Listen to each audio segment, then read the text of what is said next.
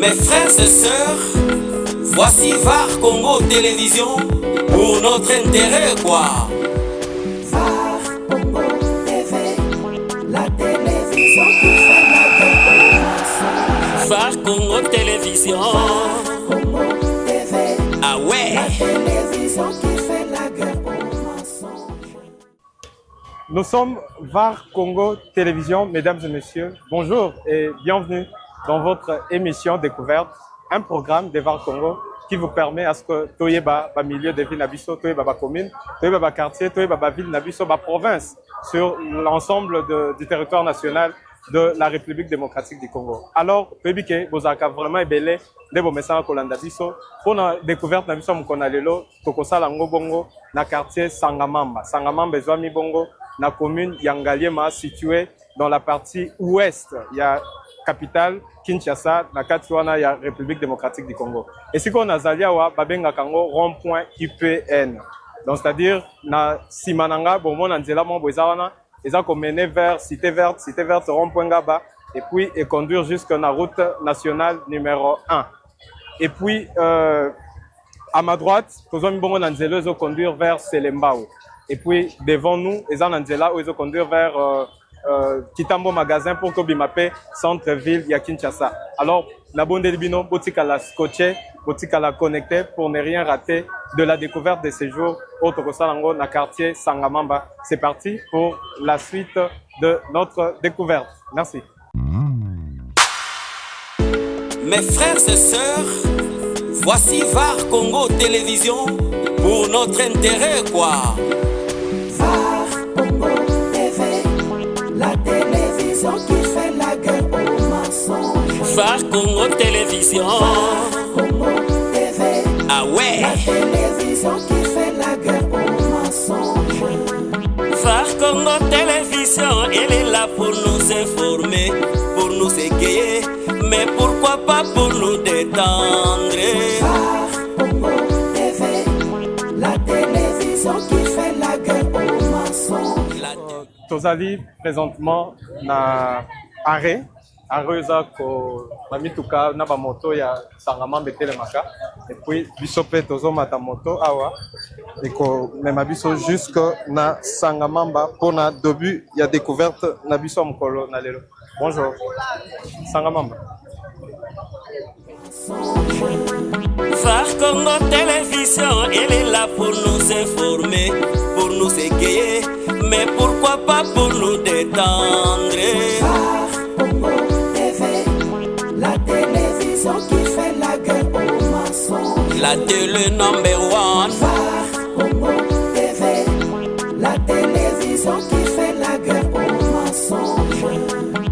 Toyena makambo sika na VAR Congo TV. Ba émission to memeli bino kaka oyo bino bolela. Émission to yebe pa ito uta ama. Chronique musicale plus analyse et puis découverte. VAR Congo TV, number one to l'élié. VAR Congo TV, la télévision qui fait la guerre au mensonge. Elle veut que la vérité. Alors, merci Nandenge Bomesana Kolanda Biso. Nabisa Kibino ke lelo, tokosa la découverte Nabiso na quartier Sangamamba, Tozami Bongo, na commune ya Ngaliema. Alors, pour l'instant, ici quand on a Télémi, Babenga Kango, arrêt Verkis. Et la première entrée, disons entrée principale, il y a quartier Sangamamba. Et si on a Télémi, route Babenga Kango, route Bumba. Et ça, Kobanda juste devant pour mon image. Et ça, deux chemins. Mon coin est mis vers Sens Unique et mon coin est mis direction principale. Alors, les deux chemins nous sont menés vers l'UPN. C'est là où il y a tout droit. Il y a un qui est ici, malheureux. Présent de là, on va vraiment bacalaté. Et c'est quand on a tellement mis pourquoi on arrive vers Kiss. C'est que artistes et musiciens n'ont pas de kala. À tout pas d'heureuse mémoire, comme on a ezalaki vers Kiss qui mwangana. Abandaki ko vanda awa. Pour l'accepter pe ba image, wa pezalaki concession abando vanda, bien que les deux ils ont existé sauté, mais à travers ces ali, pour moment on a ba image maintenant, dès to robeta lisolo, malembe awa na kati ya quartier Sangamamba, tozami bongo na commune Yangaliema. C'est parti pour la suite de notre découverte. Alors, c'est là où tu place bomoni biso to kiti arrêt wana babenga kango Verkis. Verkis pourquoi? Parce que les en star Mombo yaza parmi ba notables hein, ya quartier Sangamamba et Avandaka pe awa. Azaki saxophoniste, azaki artiste compositeur, azaki vraiment mambebela ando sala dès le pangu na ya bando vend des alaki wana bien que lelo bateka tekango ya ndambo. Mais aza aussi selon les informations recueillies sur place, azaki un peu na activité bela ando sala, notamment immeuble VV Center où ils ont mis bongo na Victoire, na place Victoire, la commune ya Kalamu, place wapi VAR Congo production baza ko louer espace wana et puis na profiter pour na repérer sa salutation na ba personnel nyo VAR Congo hein soko babi soko za besoin ya photo shooting soko za besoin ya basa lelo design moko bien conception moko bien consulter VAR Congo production pour kozala dessus te. Alors tozo continuer na cadre ya découverte na biso awa na Sangamamba na lobaki des places pour mon avis biso to kitaki wana eza na deux routes. Route moko babengango Bumba, eza sens unique, eza ko conduire vers IPN, rond-point IPN, et puis route Mususu, wana babengango route à Kinshasa. Yango peso conduire vers IPN, mais bato bakiti o bauti peut-être Malueka de bakoleka wana. Nzela o bomona o ya tout droit eza voie principale. Ça conduit jusque vers Pompage, allant même jusque vers Malueka. Alors, tozo continuer toujours na cadre ya découverte na biso moko na lelo vous allez belé bobenga bandeko bobenga baninga na bakotite bakota to découvrir ensemble quartier Sangamamba. VAR Congo Télévision, elle est là pour nous informer, pour nous égayer, mais pourquoi pas pour nous détendre. VAR Congo TV, la télévision qui fait la guerre. Bavarois na bavaroise toyebisa kabino spécialité na biso ezalaka sur terrain to kitara sur terrain to récoltaka information pour que to memela bino bomona ndenge nini mboka na biso eza ko évoluer et c'est quand tozwami babenga kango arrêt Sangamamba donc eza arrêt o eza na très direct na quartier o toyo sala découverte de lo quartier Sangamamba. Alors toza toujours na route principale oyo basala ki yango pour que et désengorger tant soit peu route de Matadi. Les anzélamo basala bakalate c'est juste à l'entrée quelques jours après l'entrée il y a président Félix Antoine Tshisekedi au pouvoir yende mutu azwaki likanisa kosala nzela oyo. Alors juste en face na biso ezape na place moko ezaka érosion na kala bana Sangamamba na bandeko nyonso bakinoa nyonso baotala biso bayebi et l'érosion on est bandaka vers les années 2008-2009 eza érosion moko eravagaka pe bandako ebele bato ebele pe baperdaka babiloko ebele mais lelo ba résoudre quand même batongi basali mwa pont moko juste pour nako désengorger situation au tozotabla totambola tomona biso moko ndenge basali pour calmer tant soit peu progression ya érosion oyo.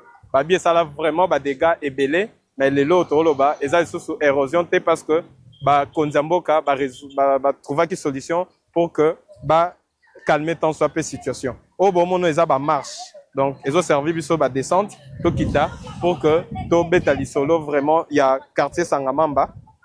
Alors on na bisaki bino tozwami na arrêt Sangamamba ezali bongo na commune ya Ngaliema eza milieu moko ezalaki vraiment enclavé mais grâce à la route principale au basali wana route ils ont mené vers jusque vers Pompage même bateau ba okene Malueka ba ko emprunter nzela oyo les nzela moko vraiment il y a intérêt très capital grâce à nzela au depuis ba tonga nzela onde tozo mona lelo évolution tozo mona ememi courant tozo même mona ememi mai ba tupe baso tonga hein des grandes maisons qui sont construites et des très belles maisons ils en pleine construction ba misusu pe ba tonga déjà baza ko vanda wana et bamisusu bazana na processus ya kotonga nde seko bomona oyo ezalaki érosion munene mais lelo ezali susu érosion te grâce à intervention ya bakonzi mboka nde batiaki mwa ba marche oyo pona ko calmer tant soit peu progression ya érosion na parce que soki batika kango engaki peut-être emema susu ba dégâts ebele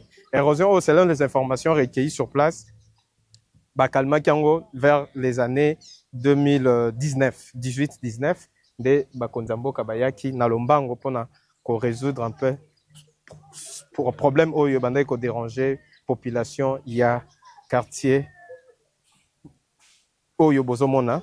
Alors, tout le monde a vu ensemble, ndenge basali vraiment bamarche caniveau mpe ya monene pour permettre à ce que mai eleka bien canalisation ezala vraiment ya bien nde bino mo bozomona yango oyo esika oyo totelemi ezalaki érosion ya monene nde nayebisaki bino tantôt eravagea bandako ebele bandeko ebele baperda oyo ezalaki comme ya motuya na bango mais lelo tozoloba bino mo bozomona mingi koloba eza te babi tv eza radio te bozomona baimage oyo topropose bino eza que esika yango échanger donc de gauche à droite bozomona mpe bandako oyo eza en pleine construction.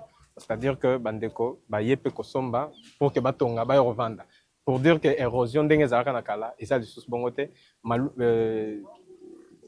sangamamba kala oyo tobanda oyoka na masolo en tout cas sangamamba lelo eza différent parce que lelo bandako ya sika ekoti banzela surtout nzela oyo tomoni wana oyo ya route principale eza nzela moko ezoservir population olie bango nyonso bakende na route matadi oyo eza rempli des embouteillages mais grâce à nzela oyo bandeko bazo atteindre facilement pompage bandeko mosusu mpe bazobima ti IPN.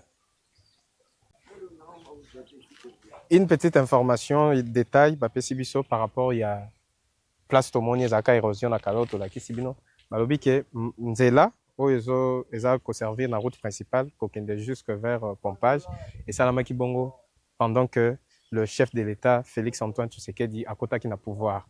Mais les travaux pour lutter contre l'érosion et bandai comme menacé quartier Oyo, et ça qui bongo et salama qui bongo juste au soir il y a sorti il y a Mokonzamboko Akala Joseph Kabila yende na gouvernement na bazwa ki likandisi ya ko bongisa esika Oyo nde ba canaliser batia canalisation mora munene pour que permettre à ce que mai yambula tango ekobeta olie ezanga nzela oleka parce que biso moto ebi na kini eloko mingi ezo occasionner ba érosion eza bongo manque ya canalisation so canalisation eza tende omona nzela ye moko akomi kose faufile nzela pour kaleka mai plutôt ami koluka nzela nde ememaka siko ba érosion ebuki bandako mais depuis que basala canalisation monene tomona babeta sous lisolo ya inondation te babeta sous lisolo ya érosion te parce que les problèmes étant soit peu résolus ndenge bozomona au travers des images tozako proposer bino.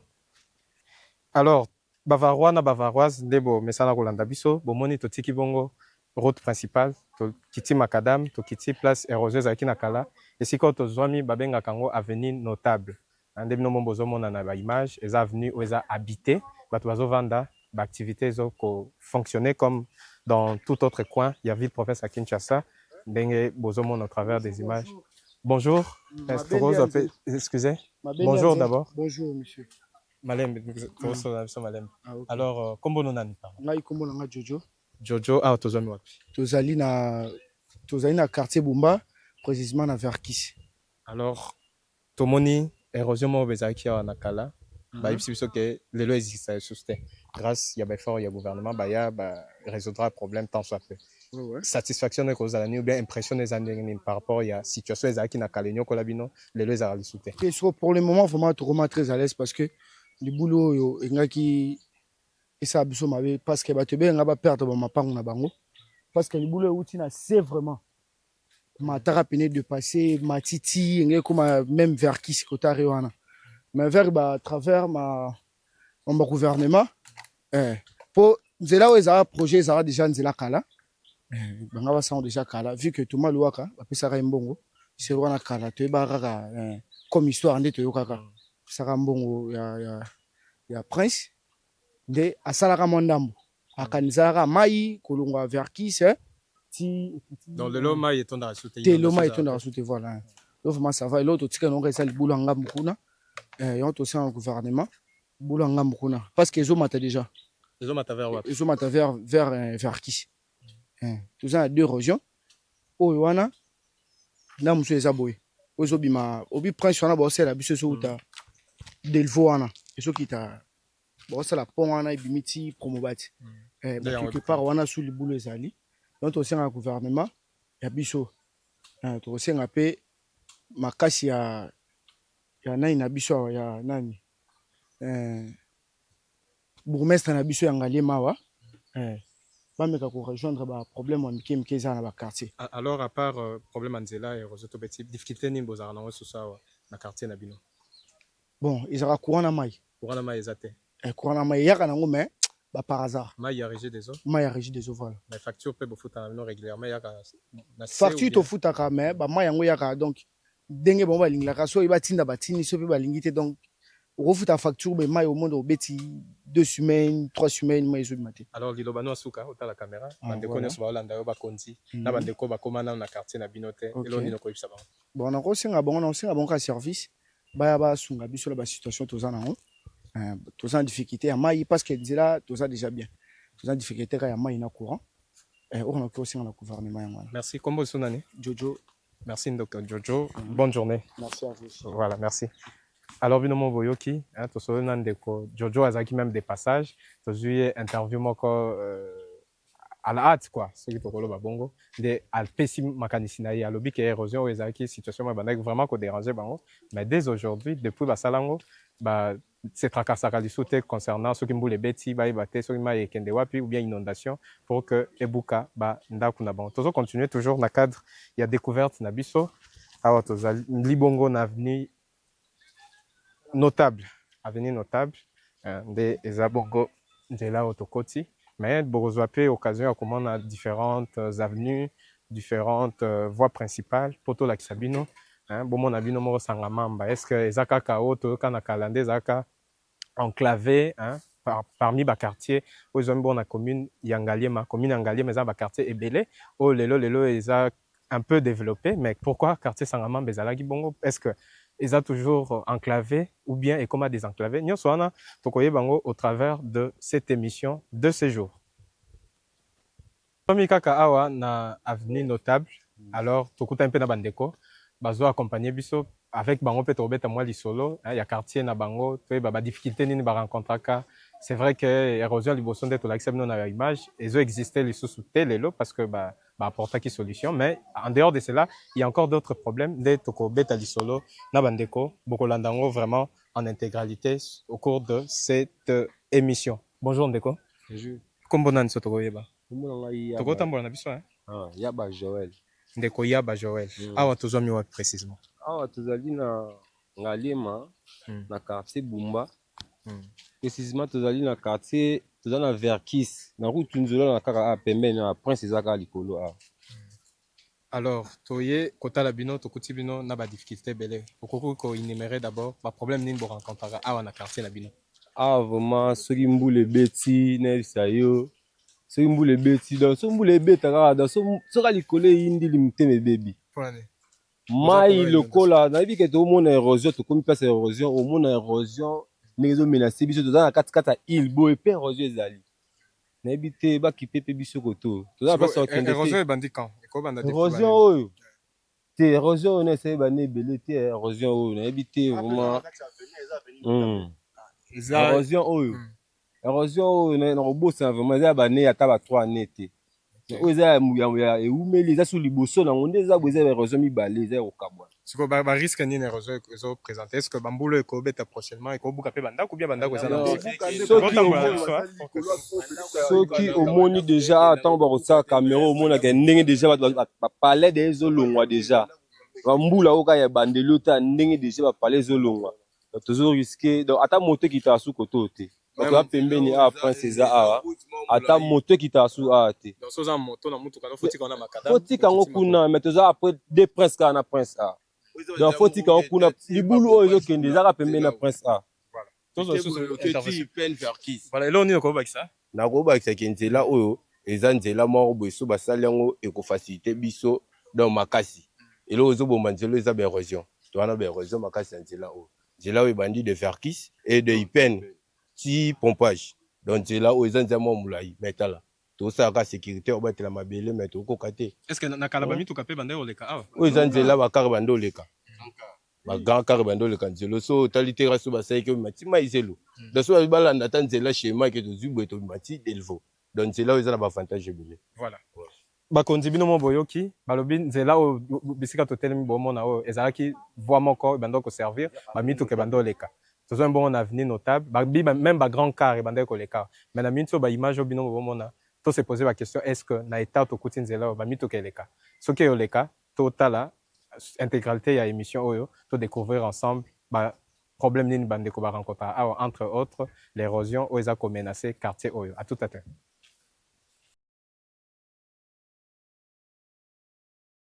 American Dream. Dispensant chaîne Investment Group. Rêve américain pour la Kosomba Lopango aux États-Unis. Plus précisément la ville où il y a Dallas. Aujourd'hui c'est possible. Pays m'a pendant 30 ans. Ne vous trompez pas l'adresse. Dispensant chaîne Investment Group. Voulez-vous acquérir une maison aux États-Unis? L'agence immobilière Dispensation Investment Group d'Elite Global, basée à Dallas, vous en donne l'opportunité. Il vous suffit de verser un acompte pour acquérir une propriété que vous payerez progressivement pendant 30 ans. Oui, vous avez bien entendu, pendant 30 ans. Contactez-nous au +1 737 420 80 84, au +1 469 720 60 93 ou au +1 737 548 51.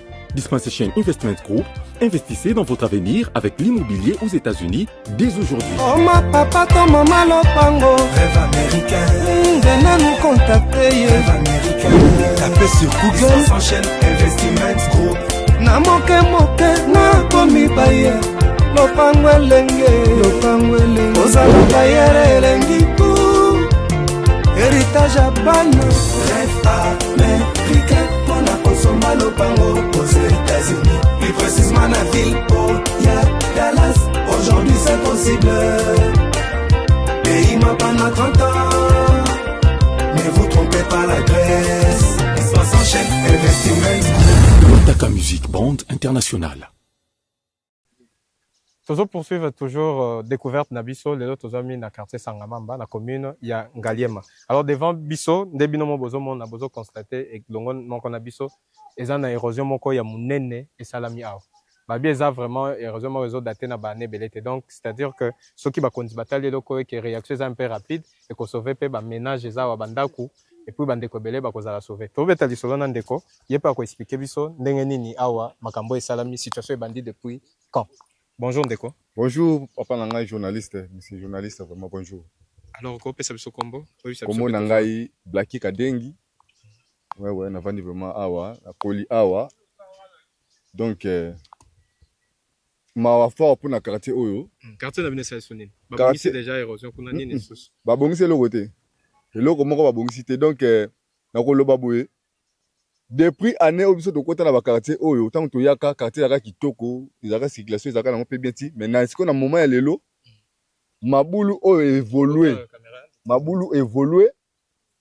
vraiment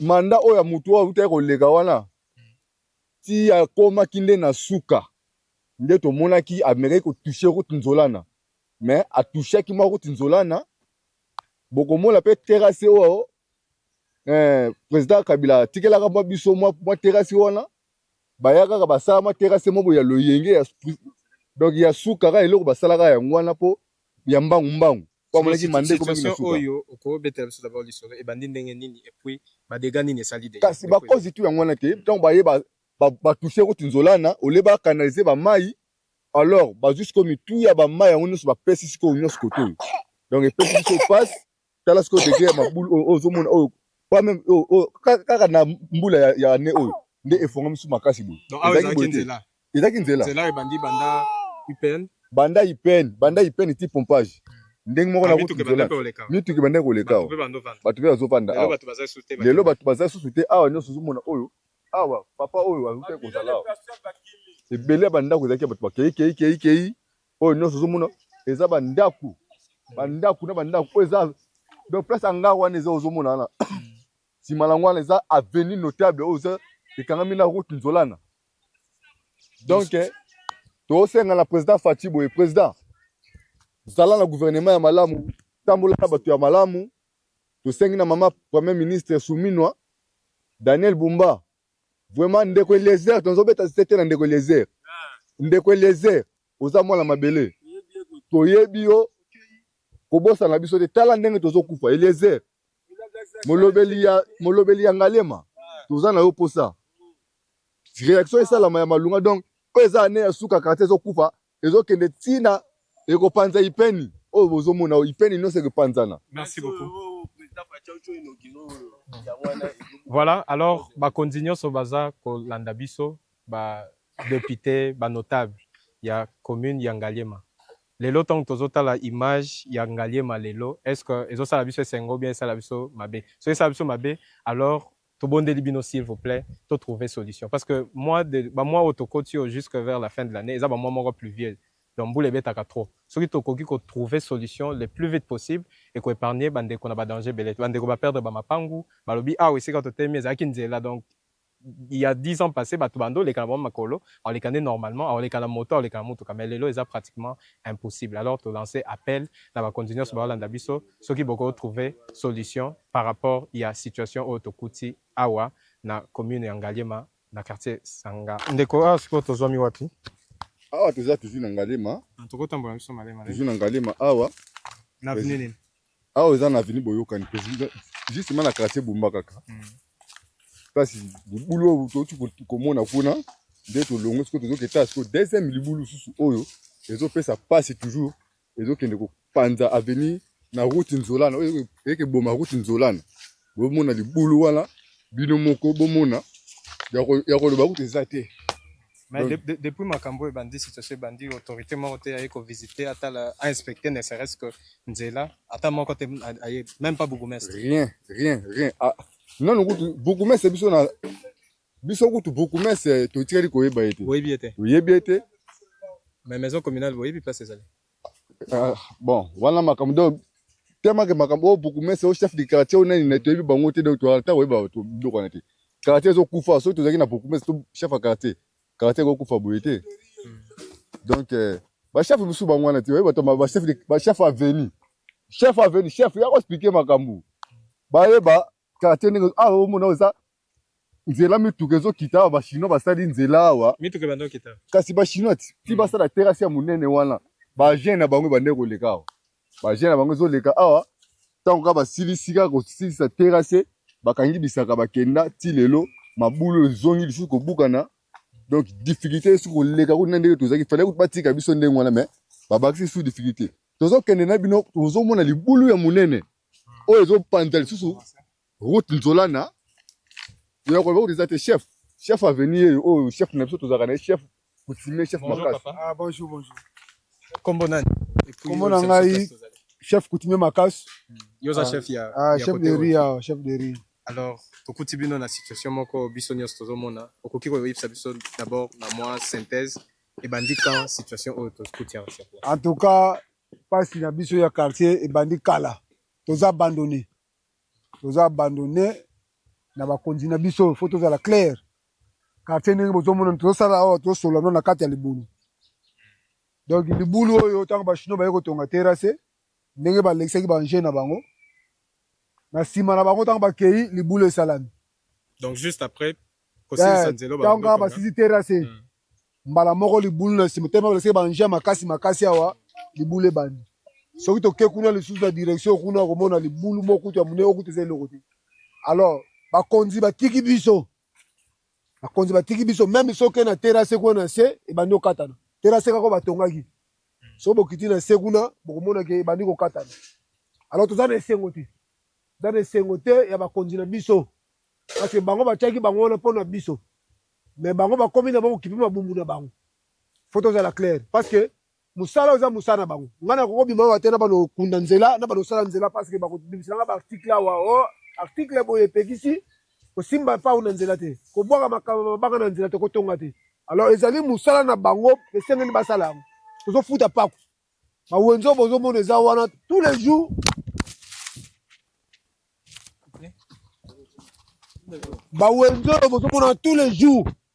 bazokongola mbongo alors mbongo wana ndenge toyebeli yango ezali au service ya kozongisa na peuple na misalo ezosengela bosalela bango banda situation bandi ata autorité montagne ko visiter tozomona bango te toyoka kaka o bourgmestre yaki est-ce que beaucoup bo saisir quand même bourgmestre papa bayebi nyonso bayebi bourgmestre uta ko ya talaki yango bachinois kuto lembi bango. Merci beaucoup. Merci.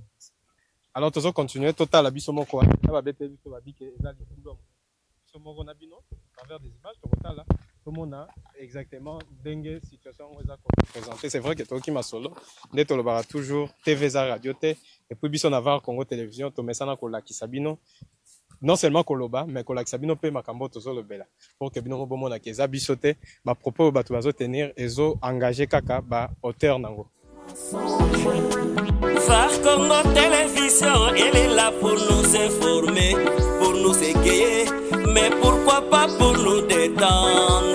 Phare Congo TV, la télévision qui fait la guerre aux mensonges. La télé number one. Phare Congo TV, la télévision qui fait la guerre aux mensonges.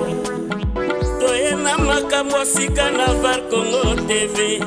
Ba émission tomemeli bino kaka oyo bino bolela. Émission toyebe pa ito uta ama. Chronique musicale plus analyse et puis découverte. Phare Congo TV, number one toleli. Phare Congo TV, la télévision qui fait la guerre aux mensonges. Elle veut que la vérité. Phare Congo TV, Phare Congo, la télévision qui fait la guerre aux mensonges. Tozali toujours na continuité, il y a découverte na biso, ils ont mis biso na avenir boyokani, to sika wapi tomoni susu deuxième érosion, après to utso kotala wana, tomoni mususu to tambola pena ndeko, tomona ba dégâts o eza causé. Donc selon les informations de ba pesi biso, les deux érosions to la kisibino, eza ko converger vers la même direction. Donc on a ko toucher route nzola na o batongi il y a pas très longtemps. Les anzela mona baki ezo ko désengorger route de Matadi, mais avec la progression et des érosions, risque ezali est touché par route wana. Ce qui est touché route wana ils ont coupé en deux. Donc comme la situation ezo ko se présenter lelo na Kimwenza.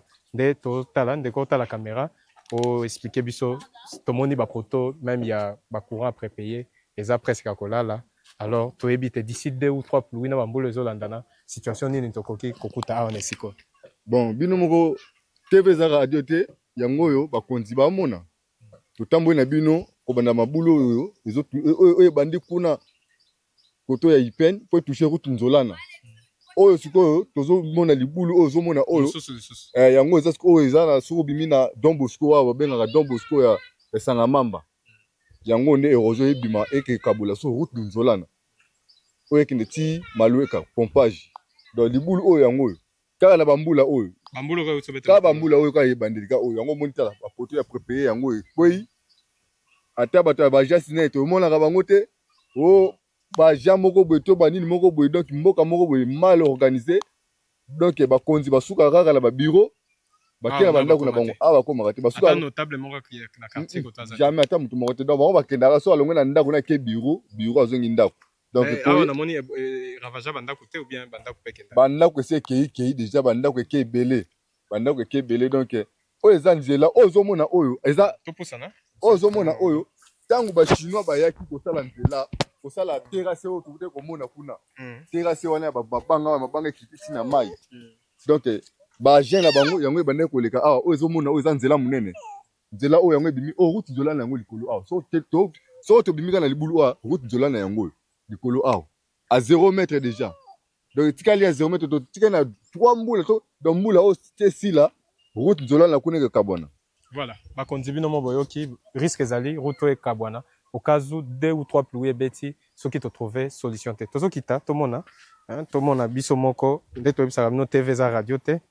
To zo laksabino ba image nyonso bino moko bomo na partir ya ba place nyonso bozo tala biso ba varwa bino bolingaka to la ksabino biso yo to côté sur terrain.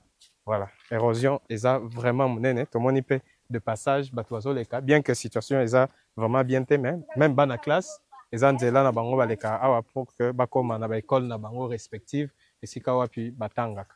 Alors bino nyonso bakonzi bolanda biso ba notable ya Ngaliema, ministre ya infrastructure, gouvernement d'une manière générale, chef de l'État, soki totiki population oyo na situation oyo risque ezali dans 2 ou plus de 3 mois toya kokunda bibembe. Alors ezala bien te ba français balobaka vaut mieux prévenir que guérir. Soki toye ko salisa bandeko na minute oyo, en tout cas je pense que ko soulager ba famille ebele ezwami na esika oyo. Alors esika tozwami ba benga kango croisement entre deux avenues boyo kanina notable esika puis en plein jour tomoni maman azo sala activité na ye et puis tokokuta na pena to solo là ayebisa biso abeta biso d'abord lisolo ndenge nini commerce na kaka est-ce que ça rentable ou pas tokoyoka ngo na partie ya émission na biso. Bonjour maman. Bonjour papa. Kombo no nani? Kombo na mama Aisha. Mama Aisha. Awa tokuti ozo sala commerce na yo okoyebisa biso eza d'abord nini tomoni ba poisson eza nini exactement? Tobenga yango evida. Tutumba yango so na uti sema na ye na longoli beka na tutu bepisi na tie pilipili nde na tekela yango nde a. Boso bango ba combien pena selemba wa? Le carton nango eza na 65,000 na moment o. Liboso ezali combien tant de dollars ezalaki likolo? Tant de dollars ezalaki koto ndo so bango ba 85 ba 90 ba 100,000. Siko to moni mo spray kiti na nona 65,000. 65,000. Siko ndengo salaka bongo pe rapporter la kayo quelque chose et sunga kayo pe so sombe na 65,000 wana le temps ote kaka malem et sunga kayo vraiment et sunga nga pe na ko zo pe ka moi bénéfice ya moi malunga pe na ko sala ngo pe dikam. Siko ba client na cible bazala nani bana ya quartier ka to bato msupe ba utaka libanda ba ye ba songa toza na biso ebele na quartier mais façon nga la salle la o nga e umela te ba client nga pe ba yebi guna nga ata mutu mususu aye awa te akoteka te so nga mo na zande na oteketeka mana mpenza bobanda ngo pe ba combien ezaka mobimba 1000 fois 445 à part ça oteka solo musute kwanga te kaka yango na te kaka kwanga façon ba ye te kwanga na somba pe na sema ka moi quantité ka moi 30 50 yo na okanungo sa papa esi lamba moko. Merci beaucoup. Merci papa. Tosololi na maman abete biso mwa lisolo mukie sur commerce na ye ndenge nini asala kango abike ye akendaka wenza selemba eza vraiment musika te na esika tozali kuna place akendaka ko s'approvisionner na ba poisson na pour que asala mbisi oyo tobengaka bakino babenga mingi evida nde alobi esungaka famille na ye abokolaka bana wana pe asalaka baactivité na ye vraiment kaka na esika oyo. Alors esika tozwami awa babengaka yango avenue Mbanzalemba. Une petite rectification. Tozwami awa na quartier, normalement le quartier s'appelle Bumba. Mais dans quartier, il y a quartier, en dehors il y a quartier, tozwa na localité où babengi Sangamamba. Donc c'est-à-dire que Sangamamba yé moko regorgé ba quartier entre autres vers qui c'est sika to banda qui émission na biso. To yepe awa na quartier Bumba, tozo tambola malembe. Toujours na cadre il y a émission na bino découverte et pour mettre biso na bino to découvrir encore plus davantage ndenge ba milieu na biso eza commune, quartier, avenue, pourquoi pas ba ville na ba province na kati ya République démocratique du Congo. Ndesika tozwami ba bengango avenue Mbanzalemba na quartier Bumba esika wapi tozobima tozuti kota la érosion tozobima to tambola pour que tobeta pe lisolo ya quartier Bumba na localité ya Sangamamba. Var Congo Télévision, elle est là pour nous informer, pour nous égayer, mais pourquoi pas pour nous détendre. Var Congo TV, la télévision qui fait la guerre aux mensonges. La télé number one. Var Congo TV, la télévision qui fait la guerre aux mensonges. Toyena makambo sika na Var Congo TV, ba émission na avenue Mbanzalemba siko tozwami na avenue Kazangulu to tamboline de boyoki bino bandeko balobi et puis peut-être beaucoup mituna beaucoup se poser la question pourquoi ba venir à côté eza un peu na bakombo eza na province ya Congo central eza juste parce que ba autochtone otobenga peuple autochtone bato qui pas pour la première fois espace oyo ba utabongo na ngambu ya Congo central et hormis cela eza non loin ya route oyo eza ko sangisa banzela mibale nzela mususu tolakisa bino na début wana nde eza nzela oyo euti IPN et l'équipe Malueka mais eza pe na nzela oyo touti kolakisa oyo ko servir des routes secondaires pour na ko désengorger pe route principale et à notre gauche boromona eza bongo na école Don Bosco bomona bino mona bilili ba élève bazotambola il est presque midi à Kinshasa bamisusu bazobima bamisusu pe bazozonga bandako bamisusu pe bakota classe pona kokende kotanga eza école moko de renommée et bimisi batu vraiment ebele ba haute personnalité ba dignitaire ebele o bazalaki kotanga na sika dans eza école moko monene conventionné catholique et ont continué bon ko fonctionner comme toutes les autres écoles na ville province ya Kinshasa toujours continuer toujours na cadre il y a découverte na biso bon comprendre des tambola un peu à un moment donné to se déplacer parce que nous sommes en pleine journée à Kinshasa, tu es bien zalaka toujours dans le cadre ya qui cherche, nous sommes au Koluka, nous sommes vaguer librement na ba occupation na ende bisope, to zoami wana pour na ko salle la bino découverte, bon mon na bino moko quartier Bumba, to zoami bongo na localité ya Sangamam.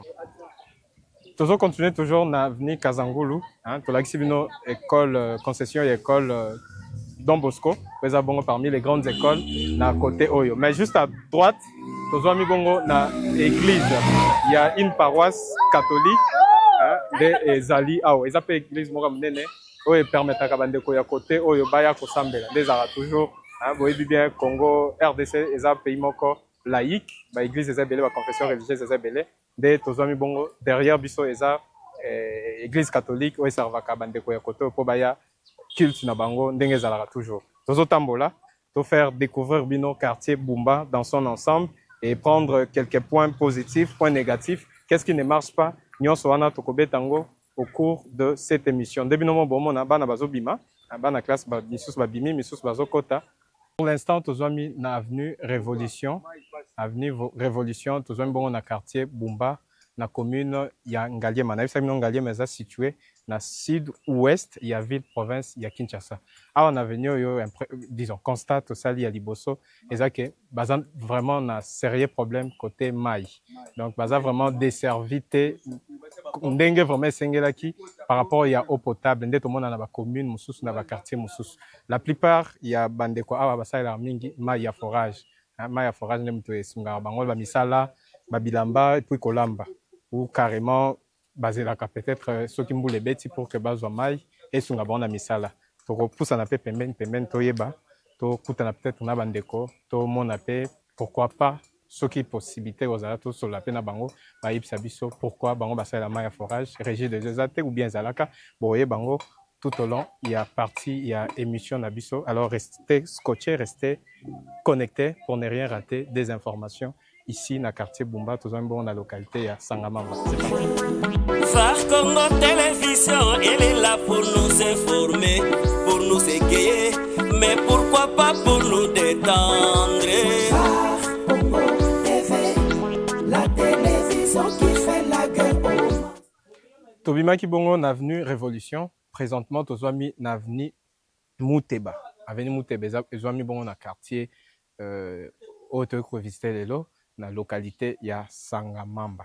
Alors tozo tambola ndenge tomesana toujours ko laksabino to biso to laksaka ka point négatif te to laksabino pe ba point positif ndenge to kutina avenue Oeza en plein développement hein bino bomo na ba ndako eza construite architecture calme sérénité zo régner na avenue contrairement ya ba ndenge ba place musu to tamboli tozo mi toujours awa tozo continuer découverte na biso tolobi que eza milieu moko ezaki enclavé il y a de cela 5 ans il y a de cela 6 ans passé ezaki milieu moko bato bando beta vraiment lisolo te c'est vrai ezomi na commune ya Ngaliema ekenda sango hein oza ba quartier belé ebimisa pe bato minene mais ezalaki coin moko ezalaki vraiment cité tendette le lot tanga ba côté mususu awa ezalaki vraiment cité mais grâce il y a construction ya nzela to avec sabino na début il y a émission route principale wana batongi nde et apporter développement et ça dit que bande kopé balongwe ba coin mususu bazalaki ba yiko somba awa ba yiko tonga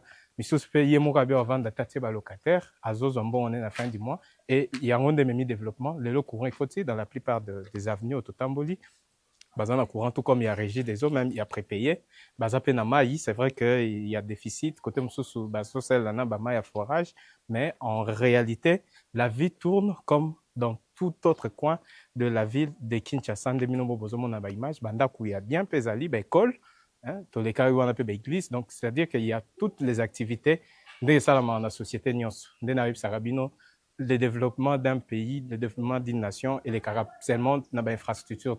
Les acapés, associations, combinaisons et activités en agence. Surtout mon église, les alliés, école les alliés, et favoriser le développement de notre monde dans la ville Moussousou, dans la commune Moussousou. Voilà, nous continuons toujours découverte de Nabiso. Et si vous avez mis avenue souvenir, comme on a avenue souvenir. On ne sait pas, ça regorge de bons ou de mauvais souvenirs. Tu éviter, on a peut-être que tout n'a.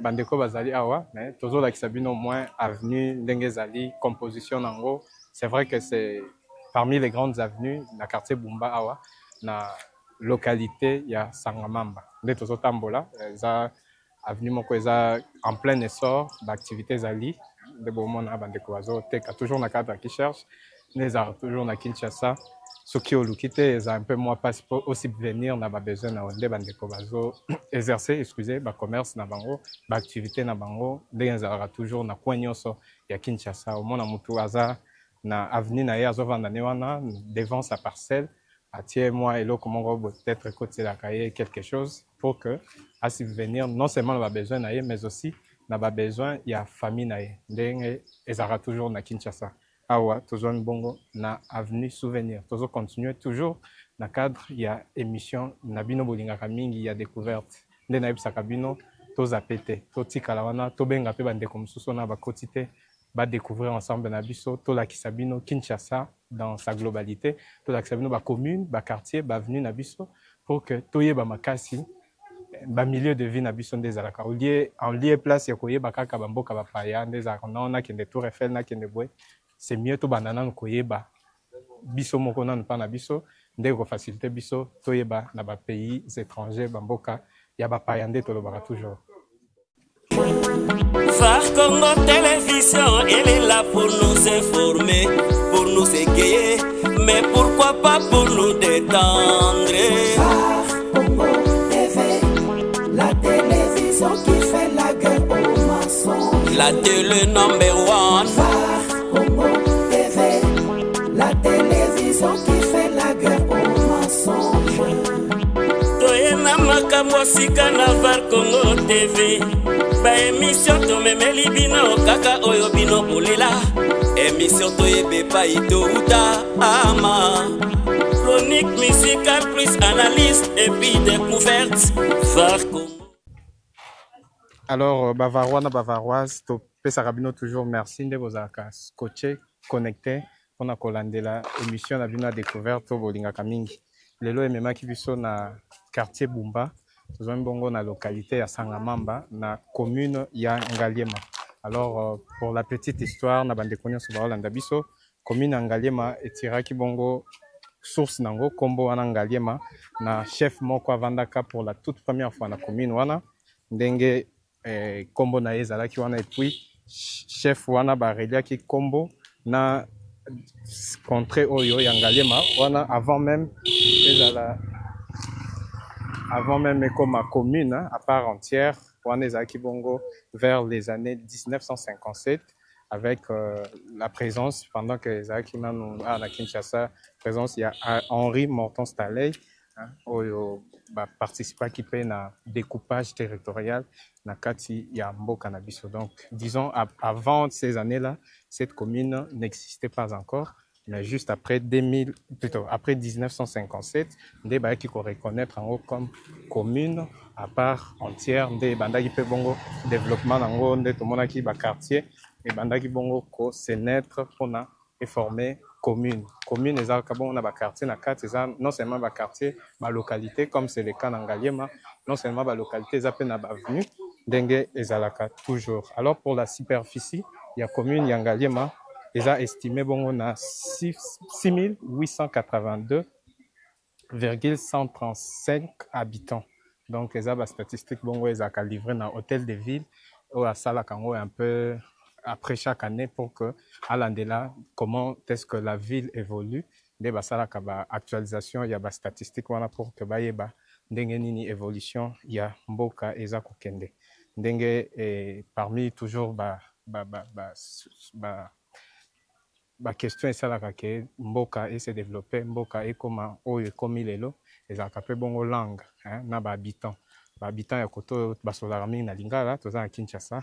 C'est vrai que Batebele nde tolobaki liboso peuple occupaki partie oyo pour la toute première fois bazalaki bongo bato bautaki beaucoup plus na province à Congo central mais awa Lingala vraiment nde mutelo ba mingi. C'est vrai qu'il y a des cas particuliers peut-être ba misusu na ndako balobaka français mais Lingala eza vraiment co-dominé. Alors par rapport à densité nango eza estimé na 10 890 habitants par kilomètre carré on est à bongo densité, estimation, hein, les a bongo statistique, et outil pas la bisoté, mais outil bongo na hôtel de ville, il y a Kinshasa. Alors, on a une localité, il y a Sangamamba, les a bongo composé na ba quartier, mais les a bongo reconnu beaucoup plus par rapport, il y a manque, il y a accessibilité. Donc, accessibilité, c'est vrai que moi, passe il y a des années passées, accessibilité, c'est moi, passe qu'il y a un problème moins belé, non seulement l'érosion, des tossons avant déco, il y a des difficultés à maille, il y a courant,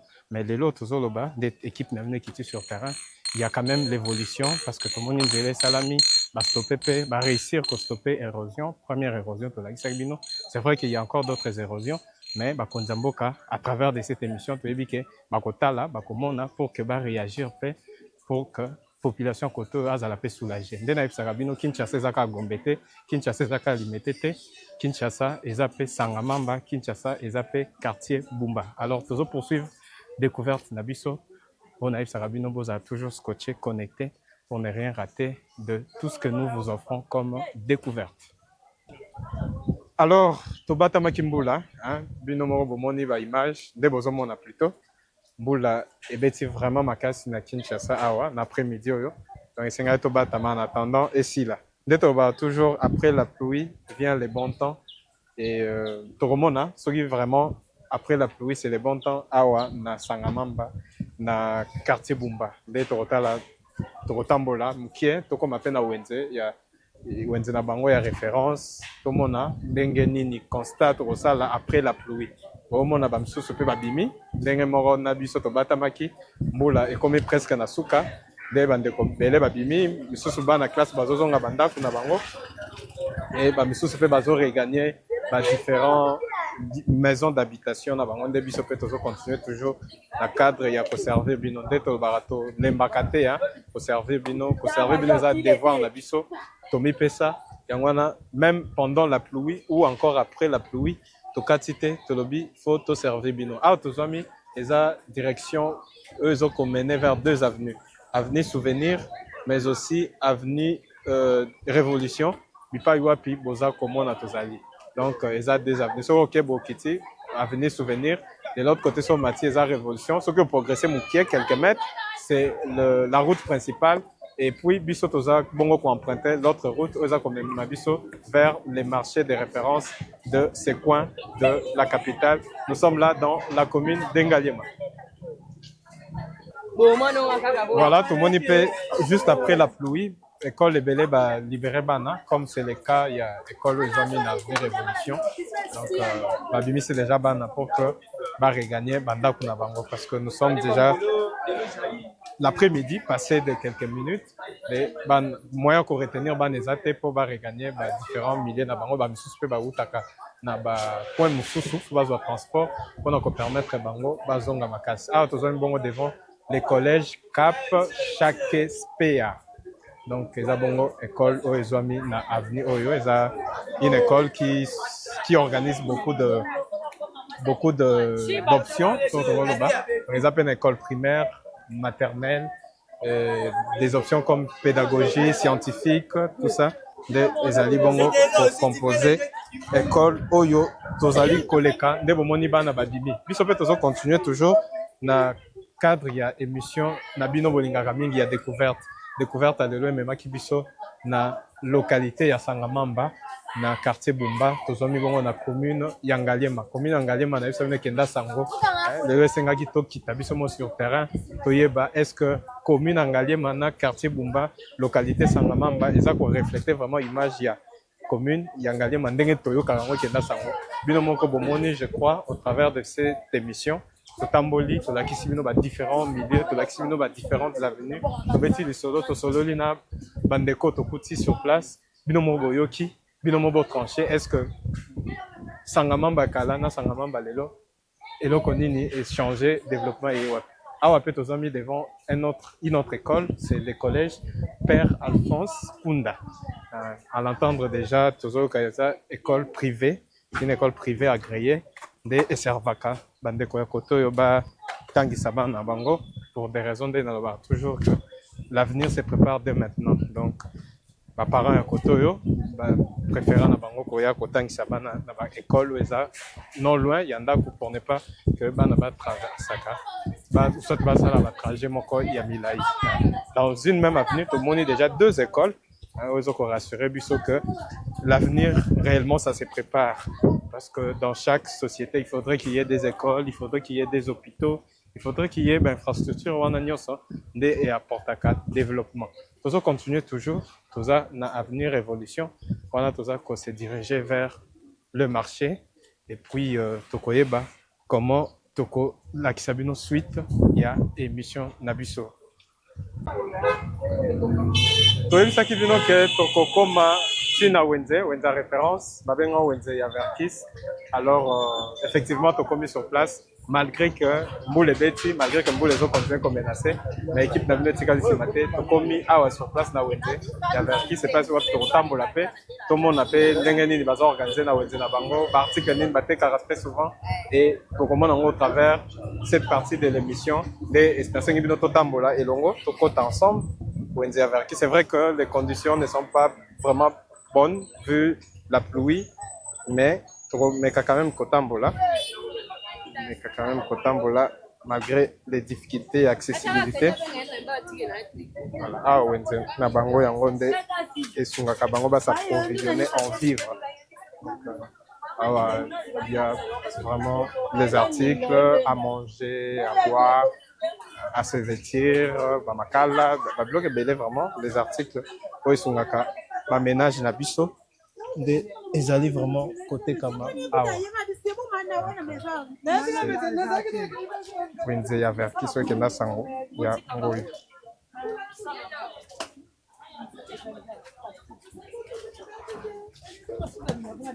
Donc bavarwa bino mo bozomona ndenge toza kotambola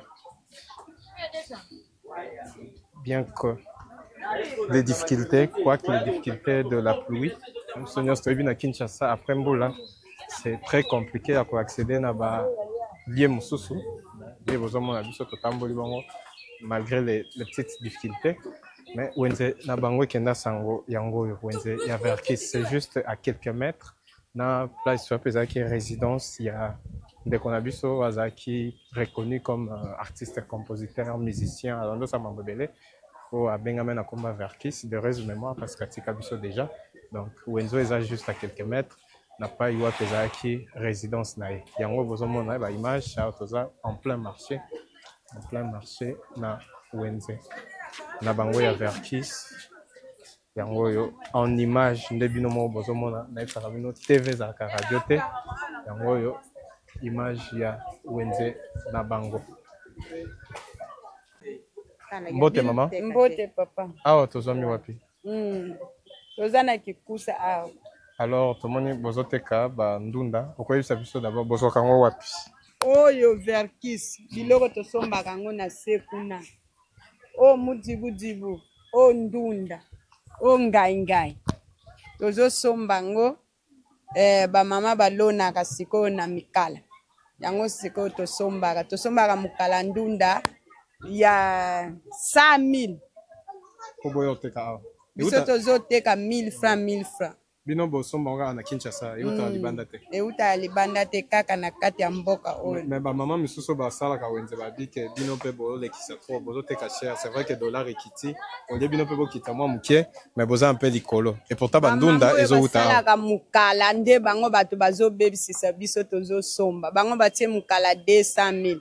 Biso yango tozosomba siko totie 100 000. Pourquoi on va tirer 200 000 et pourtant ils ont des difficultés transport ou bien pourquoi va tirer 200 000? Toyebite bazolo babatiaka bakisi na bango ndenge basalela bakisi na bango wana batiaka na biloko.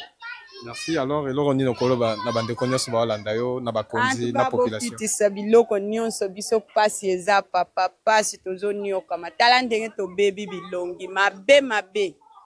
Merci beaucoup.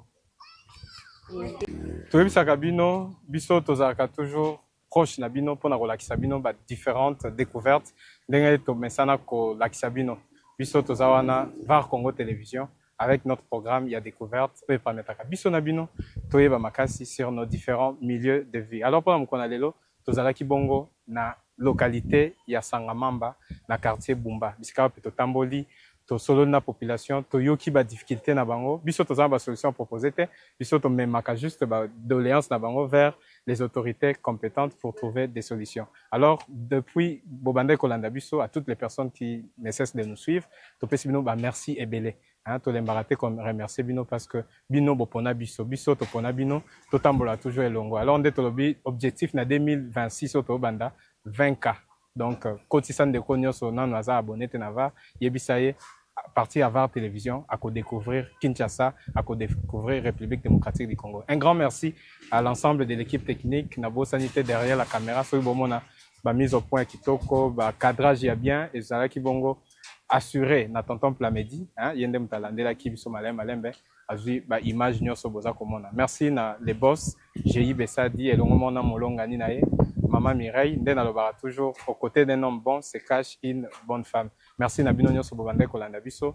Ne nous laissez pas, vous avez toujours scotché, vous s'abonner et beller massivement pour qu'ensemble, découvrir beaucoup plus Mboka Nabiso, la République démocratique du Congo. À tout le monde, merci et à très bientôt. À la prochaine. Bisous.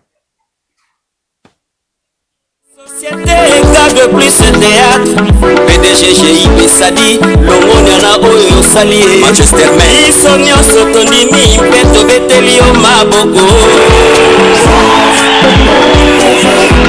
La télévision qui fait la guerre.